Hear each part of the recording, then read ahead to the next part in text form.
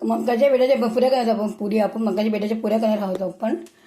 मकाचे पीठ घेतलेलं आहे, थोडासा मैदा घेतलेला आहे,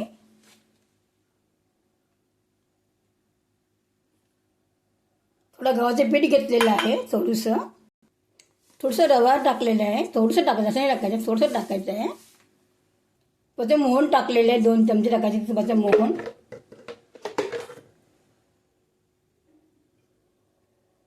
चांगलं मिक्स करून घ्यायचं, आपल्याला एकजीव करून घ्यायचं आहे.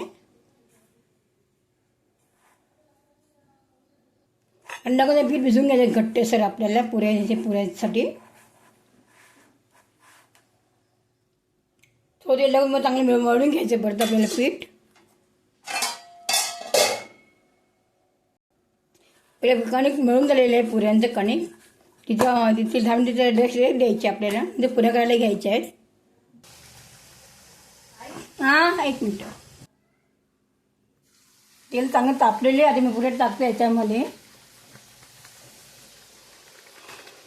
तर पुऱ्या खूप छान लागतात या पुऱ्या. मकाच्या राहायची वेळेला पुऱ्यांना मस्त लागतात. का मस्त फुगली बघा ना, का मस्त सुंदर फुगली आहे. वाव, सुंदर फुगली ना,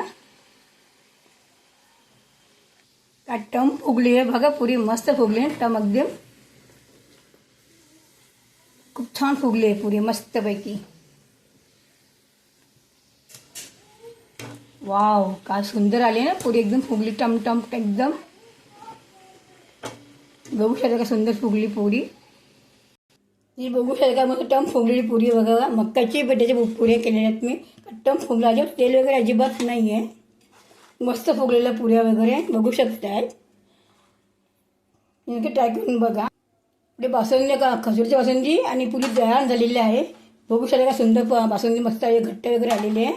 आणि पुऱ्या पण छान आलेल्या, मस्त अजिबात तेलकट नाही आहे. तुम्ही ट्राय करून बघा, पण नक्की आवडेल. व्हिडिओ आवडला शेअर करा, लाईक करा, सबस्क्राईब करा, कमेंट करा. बाय.